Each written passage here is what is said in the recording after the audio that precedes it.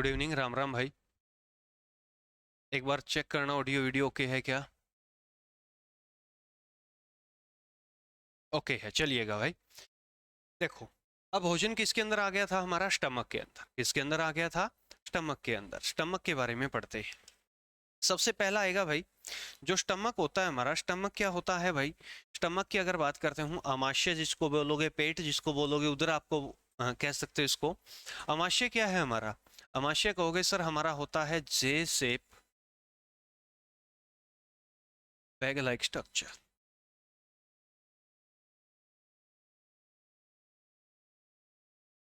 है ना? जे आकार की एक थैलीनुमा संरचना होती, क्या होती है भाई? जे शेप की एक थैलीनुमा संरचना होती है हमारी। कौन सी होती है? वो कहोगे सर हमारी स्टमक होती है। ठीक है। और एक नोट डालकर पॉइंट लिखना। पॉइंट क्या बनेगा स्टमक के बारे में? Would remain only only 2 to 3 hour in stomach. जो भोजन होता है ना, वो अमाशय के अंदर केवल कितनी देर तक रहता है? वो अमाशय के अंदर केवल 2 से 3 घंटे तक रहता है। भोजन जो होता है वो अमाशय के अंदर केवल कितनी देर तक रहता है? भोजन केवल अमाशय के अंदर 2 से 3 घंटे तक रहता है। अब अगर बात करूं मैं, आपका स्टमक के अंदर 2 से 3 घंटे तक आपका भोजन रहेगा, तो स्टमक के अंदर हमारे पार्ट कौन से होते हैं? स्टमक के अगर पार्टों की मैं बात करता हूं, तो स्टमक के अंदर पार्टों के ऊपर जिक्र कर लेते हैं। आ जाइएगा भाई, उनको हम डिटेल से पढ़ लेते हैं, बारीकी से हम उनको देख लेते हैं। ठीक है ना? उनको हम बारीकी से देख लेते हैं। आ जाओ, देखो यहाँ पर अगर मैं बात करूं, ये आपका कुछ ऐसा डायग्राम दिखाई देगा भाई। ठीक है ना? ये कुछ ऐसा आपका डायग्राम दिखाई देगा। किसका दिखाई देगा? ये कहोगे सर स्टमक का। ये जो पोर्शन होता है, इस तरह से हमारा क्या होता है? इस तरह से हमारा क्या होता है भाई? इस तरह से हमारा जो है स्टमक होता है। ये एक थैलीनुमा संरचना होती है जिसके अंदर भोजन आता है आपका। अब देखो यहाँ से ये क्या है अपना? ये कहोगे सर हमारी फूड पाइप है। क्या है भाई? ये हमारी फूड पाइप है। इस फूड पाइप से आपका भोजन आएगा इस पोर्शन के अंदर। अब यहां से अगर मैं बात करता हूं आपका, यहां से देखोगे ये sphincter muscles that close of opening. ठीक है ना? क्लोज ऑफ अपर ओपनिंग, यानी कि यहाँ पर कुछ क्या होते हैं? स्फिंक्टर लगे होते हैं। इस पोर्शन के ऊपर क्या होते हैं? कुछ अपने स्फिंक्टर होते हैं। और वो स्फिंक्टर क्या काम करते हैं? वो स्फिंक्टर इस पाइप को, फूड पाइप को नीचे से खोलने का या बंद करने का काम करते हैं। स्फिंक्टर को आप लोकल लैंग्वेज के अंदर अपना क्या बोल सकते हो? स्फिंक्टर को अपन बोल सकते हैं कि क्या बोलोगे? वाल्व हम इसको कह सकते हैं। अब आ जाओगे, जो अपना स्टमक होता है इसके 3 पार्ट होते हैं। कितने पार्ट होते हैं भाई? इसके 3 पार्ट होते हैं, याद रखना। जो स्टमक होता है उसके पार्ट कितने होते हैं? स्टमक के याद रखना कहोगे सर 3 पार्ट होते हैं। कितने पार्ट होते हैं? 3 पार्ट। कौन से होते हैं? जो ये ऊपर वाला पोर्शन आता है, ठीक है ना? ये देखो ऊपर वाला जो पोर्शन आता है, यानी कि यहाँ से जो ये पोर्शन आता है, अपर पोर्शन को क्या बोला जाता है? अगले स्लाइड के ऊपर लिखवाऊंगा आपका। कितने पार्ट हैं स्टमक के? 3 पार्ट हैं। कौन से होते हैं? याद रखना भाई। जो सबसे ऊपर होता है वो अपना होता है कार्डिया। मिडल जो होता है उसको बोला जाता है फंडस। और जो लोअर होता है, लोअर को किसके नाम से जाना जाता है? लोअर को जाना जाता है पाइलोरस। कितने होते हैं भाई टोटल? 3 होते हैं। कार्डिया कौन सा होता है हमारा? कार्डिया कहोगे सर अपर होता है। फंडस हमारा मिडल होता है। पाइलोरस हमारा लोअर होता है, नीचे वाला होता है। ये 3 पोर्शन आपके होते हैं। ठीक है? कितने भाग होते हैं? 3। अब देखो स्टमक की अगर बात करता हूं मैं आपका, 3 पोर्शन इसके हैं। ऊपर से आपकी फूड पाइप आई है, और इस फूड पाइप के अंदर आपका भोजन आया है। और ये आपकी एक जे शेप की एक थैलीनुमा स्ट्रक्चर है। समझने के लिए हम एक डायग्राम बना लेते हैं ताकि हम इसको आसानी से समझ सकें। इसके अंदर एक अपनी लाइनिंग होती है, और जो ये लाइनिंग होती है, इस लाइनिंग को किसके नाम से जाना जाता है? म्यूकस मेम्ब्रेन इसको कहा जाता है। सलेस्मा झिल्ली इसको कहा जाता है। क्या बोला जाता है भाई? म्यूकस मेम्ब्रेन, श्लेष्मा झिल्ली के नाम से इसको जाना जाता है।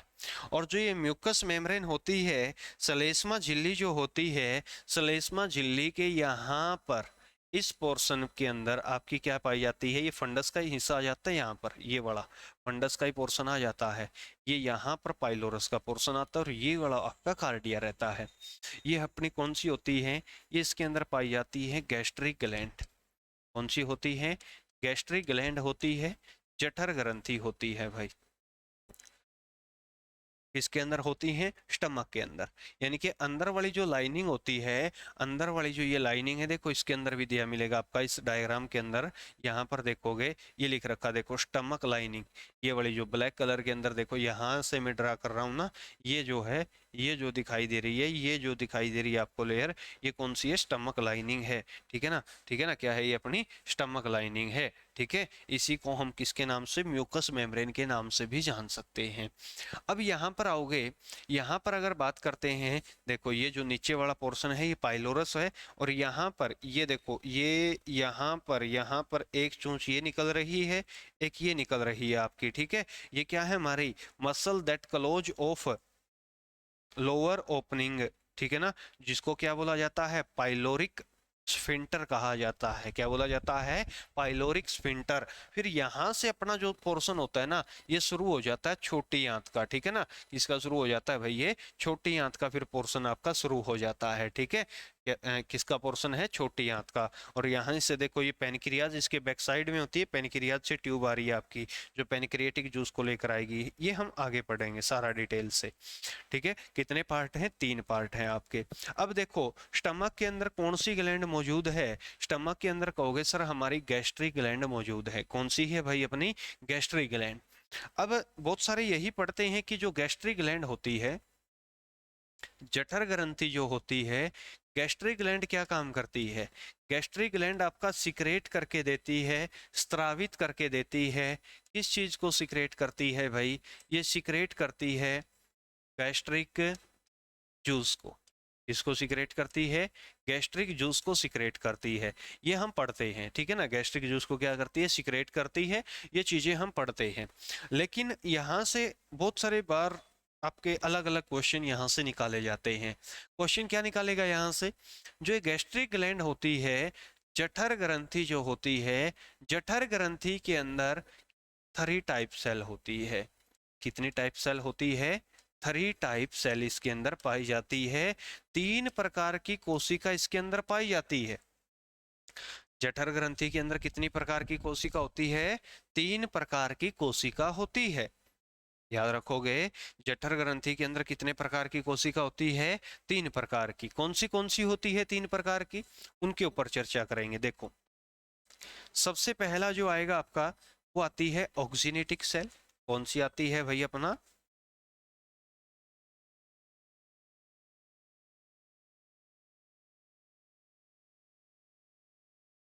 ऑक्सीनेटिक सेल।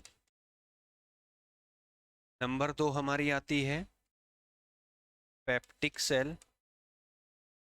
नंबर 3 हमारी कौन सी आती है, ग्लोबुलेट सेल। 3 प्रकार की हो गई।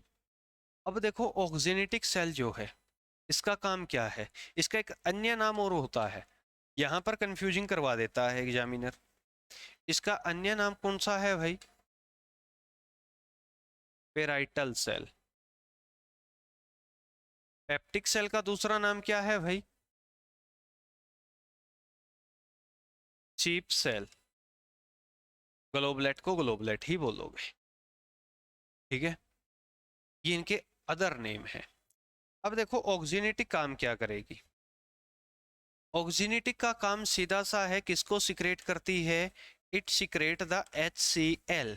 इसको सिक्रेट करेगी भाई, ये सिक्रेट करेगी अपना HCl को।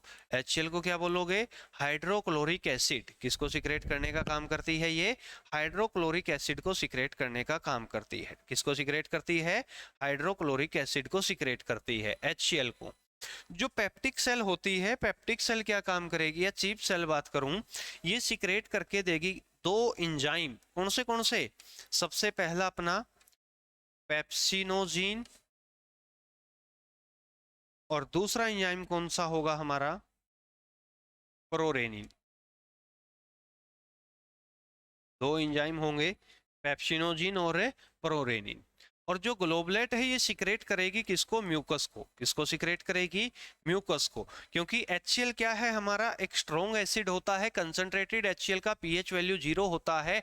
अगर वो आपका एक स्ट्रॉन्ग एसिड है, उसका प्रयोग तेजाब बनाने में किया जाता है। अगर बाहर से भी किसी के ऊपर डालोगे तो वो इंसान जो है जल जाता है। अगर ये आपके स्टमक के अंदर सिक्रेट हो रहा है, क्या अंदर हमारे जितने सॉफ्ट ऑर्गन हैं उनको नुकसान नहीं पहुंचाएगा?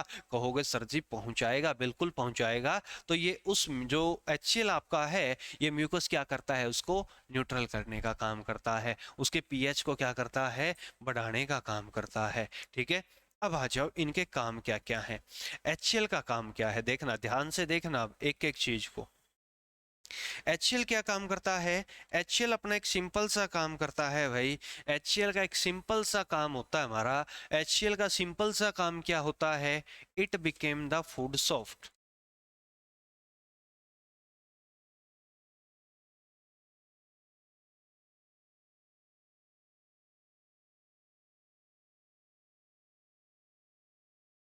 भोजन को क्या बनाता है, नरम बनाता है।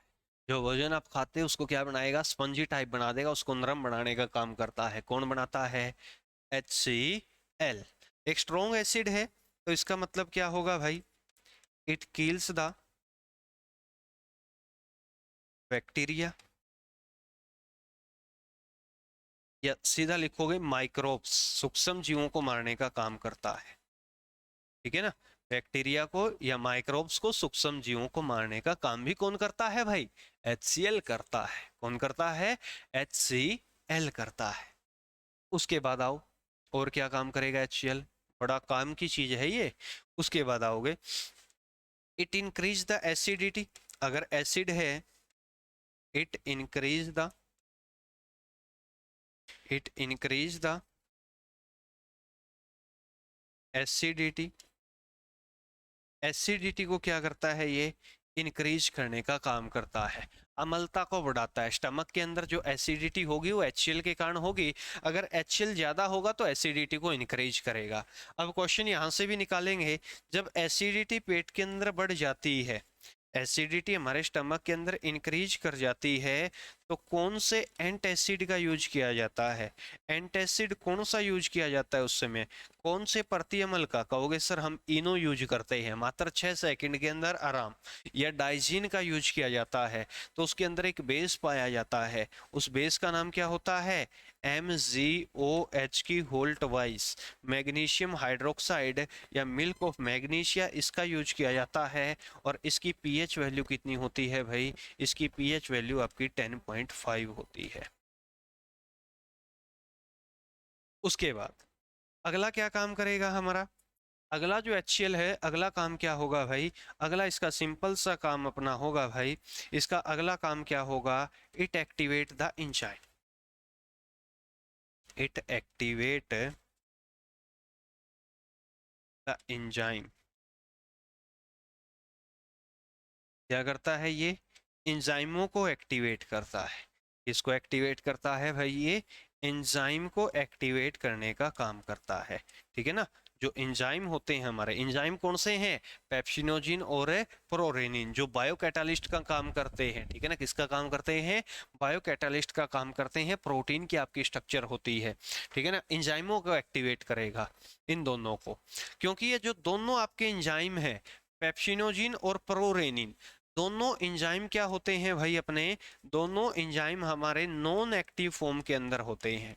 दोनों एंजाइम किसके अंदर होते हैं, नॉन एक्टिव फॉर्म के अंदर होते हैं। ये अपना जो बात करूं, ये कोई काम नहीं कर सकते, ये कोई वर्क नहीं कर सकते। दोनों अपने क्या हैं, नॉन एक्टिव फॉर्म के अंदर हैं। और जब ये टच में आते हैं, किसके टच में आते हैं, HCl के टच में आते हैं। जब पेप्सिनोजिन HCl के टच में आएगा तो किसके अंदर कन्वर्ट हो जाएगा भाई, पेप्सिन के अंदर। ये इसकी एक्टिव फॉर्म होगी। प्रोरेनिन जब HCl के टच में आएगा, ये किस में कन्वर्ट हो जाएगा, रेनिन के अंदर। ये इसकी एक्टिव फॉर्म होगी। बात क्लियर है? ये आपकी क्या होंगी भाई? एक्टिव फॉर्म होंगी। एक पेप्सिन होगा, दूसरा कौन सा होगा? प्रोरेनिन होगा। एक पेप्सिन होगा और दूसरा कौन सा होगा भाई? प्रोरेनिन होगा। ये दोनों क्या है? अपनी एक्टिव फॉर्म है। अब देखो, आपका ध्यान देना है थोड़ा सा। गैस्ट्रिक जूस था, जठर रस था, तो गैस्ट्रिक जूस के अंदर क्या क्या मिलेगा? कहोगे सर HCl मिलेगा। उसके बाद हमारा क्या मिलेगा? पेप्सिन और रेनिन है, ये भी इसी के अंदर है भाई। पेप्सिन है प्लस हमारा क्या है? प्लस हमारा रेनिन है और प्लस हमारा क्या है भाई? म्यूकस है। म्यूकस। जब ये सारी चीजें होंगी, उनसे मिलकर क्या बनेगा? हमारा गैस्ट्रिक जूस बनेगा भाई। देखो, ये पूरा है, डिटेल है इसकी हर चीज की, और यहाँ से क्वेश्चन बनेंगे। अक्सर हम यही पढ़ लेते हैं, गैस्ट्रिक ग्लैंड गैस्ट्रिक जूस को सिक्रेट करती है, उसके अंदर ये चीजें पाई जाती हैं। लेकिन भाई आपने ये चीजें भी पढ़नी है, ठीक है? जो मैंने इतनी चीजें लिखवाई है ना, ये चीजें भी आपने पढ़नी है, क्योंकि हर एक चीज हमारे पेपर के लिए इम्पोर्टेंट है। हर एक बारीकी हमारे लिए इम्पोर्टेंट है। छोटे से छोटा पॉइंट हमारे लिए इम्पोर्टेंट है, क्योंकि हमने एग्जाम क्रैक करना है। उस भेड़ चाल के अंदर नहीं चलना है जिसके अंदर दुनिया चल रही है। उससे थोड़ा सा कुछ अलग करके जाओगे, तभी जाकर कुछ बनेगा। अगले पॉइंट के ऊपर आओ भाई। अगला पॉइंट देखते हैं। HCl के वर्क पढ़ लिया। अब हमारे आते हैं पेप्सिन और रेनिन का काम। भोजन के अंदर दूसरा कंपोनेंट कौन सा बताया गया था? भोजन के अंदर दूसरा कंपोनेंट कौन सा बताया था भाई? दूसरा कंपोनेंट कहोगे सर बताया गया था प्रोटीन। कौन सा बताया था? प्रोटीन बताया था, ठीक है ना? कौन सा बताते हैं? प्रोटीन। अब देखो, भोजन के अंदर जो प्रोटीन पाया जाता है, ध्यान देना है भाई। क्या पाया जाता है भोजन के अंदर? जो प्रोटीन पाया जाता है, उस प्रोटीन का डाइजेशन स्टार्ट करवाने में मदद करता है कौन है? Pepsin enzyme. कौन सा एंजाइम है? Pepsin enzyme. पेप्सिन एंजाइम उसको किस में कन्वर्ट करने का काम करता है? वो उसको अमीनो एसिड के अंदर बदलने का काम करता है। किस में चेंज करता है मेरे भाई? अमीनो एसिड के अंदर चेंज करता है। अमीनो अम्ल के अंदर बदलने का काम करता है। कौन बदलता है भाई उसको? उसको बदलने का काम करता है आपका पेप्सिन एंजाइम। उसके बाद आओगे, जो रेनिन है, रेनिन क्या काम करता है? रेनिन आपका मिल्क का डाइजेशन करवाता है, दूध का पाचन करवाता है। जो दूध होता है ना, दूध को कौन सा एंजाइम है? रेनिन एंजाइम किसमें बदल देता है? रेनिन एंजाइम किसमें बदलेगा? उसको कन्वर्ट करके देगा मिल्क प्रोटीन के अंदर। किसके अंदर कन्वर्ट करेगा भाई? मिल्क प्रोटीन के अंदर कन्वर्ट करेगा। और कौन से मिल्क प्रोटीन के अंदर कन्वर्ट करता है? उस मिल्क प्रोटीन का नाम क्या होता है? उस मिल्क प्रोटीन का नाम होता है भाई, उस मिल्क प्रोटीन का नाम आपका होता है केसिन। क्या होता है? केसिन होता है। केसिन के अंदर उसको कन्वर्ट करेगा। केसिन क्या है? एक प्रोटीन है। फिर यही केसिन उसी स्टमक के अंदर, पेप्सिन भी तो है हमारा, दोबारा से यही केसिन किसके टच में आ जाएगा? पेप्सिन के टच में आ जाएगा। और ये केसिन किसके अंदर बदल जाएगा भाई? ये बदल जाएगा प्रोकेसिन के अंदर। किसके अंदर बदल जाएगा? प्रोकेसिन के अंदर बदल जाएगा। बात क्लियर है? ओके, रिपोर्ट है। रेनिन तो मिल्क का डाइजेशन करवाता है, और जो पेप्सिन है वो किसका डाइजेशन स्टार्ट करवाता है? प्रोटीन का डाइजेशन स्टार्ट करवाता है। और जो ये रेनिन एंजाइम है ना, ये केवल और केवल 11 से 13 की जो एज के बच्चे होते हैं, उन्हीं के अंदर ये क्या होता है? 11 से 13 तक भाई, ठीक है ना? 11 से 13 तक के जो बच्चे होते हैं, उन्हीं के अंदर, किसी के अंदर 11 साल, किसी के अंदर 12 साल, किसी के अंदर 13 साल तक के जो बच्चे होंगे, उनके अंदर क्या होता है? ये आपका सीक्रेट होता है। फिर ये बढ़ना बंद हो जाता है भाई, ठीक है? और जो केसिन है, केसिन को मिल्क प्रोटीन ही कहा जाता है। और एक पॉइंट और बन सकता है। पॉइंट क्या बनेगा? Due to casein milk have white colour. Due to casein milk have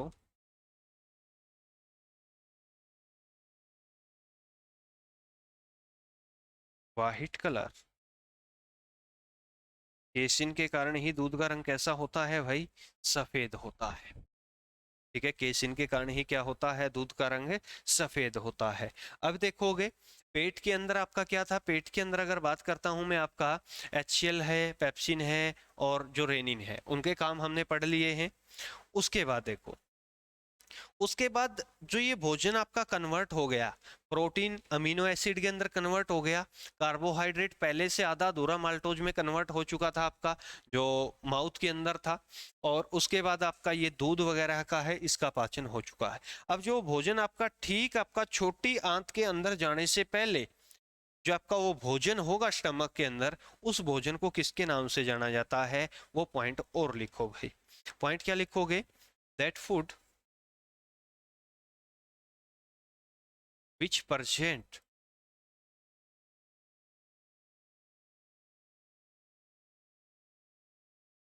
in the stomach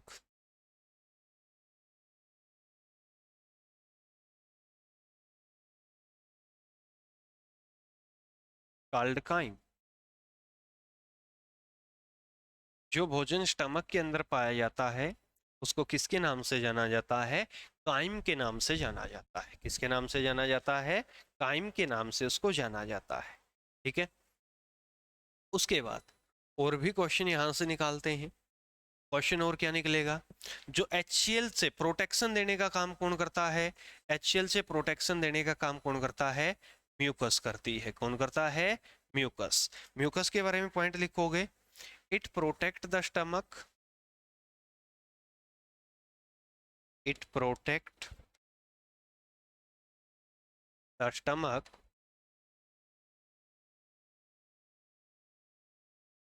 from HCl। इससे प्रोटेक्शन देने का काम करती है, HCl से प्रोटेक्शन देने का काम करती है। इससे प्रोटेक्शन देने का काम करती है, HCl से प्रोटेक्शन देने का काम करती है। ठीक है, अगर भाई कोई दिक्कत परेशानी है तो आप मेरे से संपर्क कर लेना भाई, ठीक है ना। या मनदीप सर को भी आप बोल सकते हो, मेरे से संपर्क करना चाहो तो इस व्हाट्सएप नंबर के ऊपर आप मेरे से संपर्क कर लेना भाई, अगर कोई भी डाउट कोई भी क्वेश्चन आपका बनता है। ठीक है, आ जाओ अगले पॉइंट के ऊपर। अगले पॉइंट के ऊपर चलते हैं भाई। अगला पॉइंट क्या बनेगा आपका? अगला पॉइंट एक क्वेश्चन और पूछ सकता आपसे यहां से, पीएच वैल्यू ऑफ स्टमक।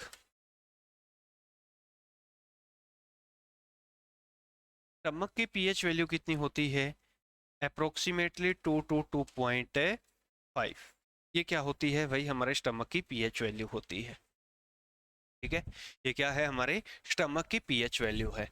यहां तक कोई दिक्कत कोई परेशानी किसी को भी, यहां तक कोई दिक्कत कोई परेशानी कोई समझने में किसी भी प्रकार की दिक्कत हो तो आप मेरे को कमेंट करके बता सकते हो। जल्दी बताओ।